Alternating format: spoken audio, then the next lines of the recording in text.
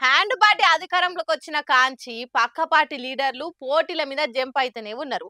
Car సవారి సాలనుకొని కాంగ్రెస్ కండువాలు కప్పుకుంటున్నారు. Cadre కష్టంతోని party పతాలతోని ఎమ్మెల్యేలుగా గెలిచి ఇవాళ పార్టీలు మారుతుంటే సరేతి పోతే పోయిర్రు అని ఉత్తగానే ఊకోలేరు కదా. అందుకే ఇగో ఇట్లా హైకోర్టు దాకా పోయిండ్రు.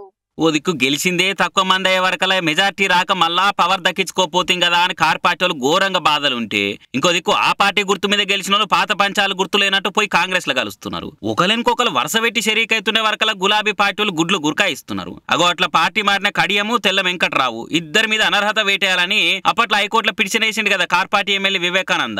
ఈ ఇద్దరి మీద చర్యలు తీసుకునేటట్టు స్పీకర్ కు ఆర్డర్ అయ్యి నేను స్పీకర్ కు ఇదివరకు మస్తు సార్లు లెటర్ రాసినా కానీ స్పందించలేదు, ఇక మీరే అరుచుకొని న్యాయం చేయరు అనుకుంటా పిటిషన్లో రాసుకొచ్చిండు. ఇక దాంతో అన్ని ఈసారం చేసిన హైకోర్టు కార్ పార్టీ తరపున స్టేషన్ గన్పూర్ కి గెలిచిన కడియం శ్రీహరికి, భద్రాచలంలో గెలిచి ఎమ్మెల్యే అయిన తెల్ల వెంకట్రావుకు ఇద్దరికి నోటీసులు ఇచ్చింది. అలా ఇక హైకోర్టు చెప్పుడుతో స్పీకర్ ఆఫీస్ కు సర్కార్ తరపు లాయర్ పోయి అనర్హత పిటిషన్ అప్ప చెప్పిండు. ఈ నోటీసుల కౌంటర్ దాఖలు చేయరని ఆర్డర్ వేసి జూన్ 5 తారీఖు వాయిదేసింది హైకోర్టు. పాపం తీరొక్క తిప్పలు పడి గెలుసుడే కనా కష్టమనంటే గెలిచి పార్టీ మారినాక మళ్ళా అనర్హత నోటీసుల పంచాది. మరి ఇళ్ళకెళ్ళి కడియము తెల్ల వెంకట్రావు ఎట్ట బయట పడతారో ముచ్చట ఆఖరికి ఏం దాకా పోతుందో చూడాలిగా.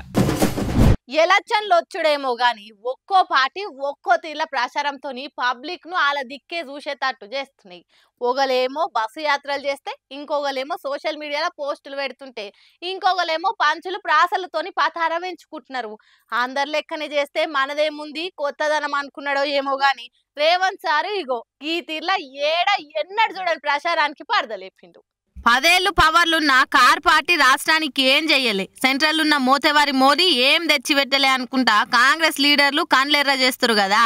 ఊకే అట్లనే చెప్తే జనాలు ఏమంటారు అనుకున్నాడో ఏమో గాని సీఎం రేవంత్ సారు ఇగో ఇట్లా గాడిద గుడ్డు చూపించుకుంటా క్రియేటివ్ ప్రచారం చేసిండు. మిత్రులారా, ఇవాళ మనం మెట్రో రైలు అడిగినాం, మనకేమిచ్చిండ్రా అంటే గాడిద గుడ్డు ఇచ్చిరు. అదొక్కసారి ఇక్కడ ఇచ్చిరు, ఒక్కసారి అందరూ చూడండి. 10 ఏళ్లలో మోడీ తెలంగాణకి ఏమిచ్చిండే అంటే మీరు గాడిద గుడ్డ అనాలి. 10 ఏళ్లలో మోడీ తెలంగాణకి ఏమిచ్చిండు? మెట్రో రైలు అడిగితే ఏమిచ్చిండు? మూసీ నిధులు అడిగితే ఏమిచ్చిండు?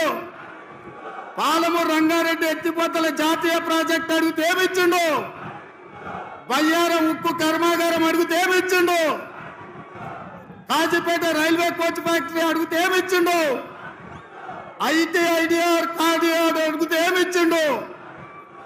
సుషిరా స్టేజ్ కింద కార్యకర్తలు జనాలల్లో కూడా ఎంత జోష్ వచ్చిందో, అందరు హుషారుతోని ఎట్లా రుతుర్రో మోక చూస్తుంటే ఆయనతో ఎలక్షన్ల ఏదాకా ప్రతి ప్రచారంలో ఈ టెక్నిక్ వాడేటట్టే కొడుతురు పొర్రి.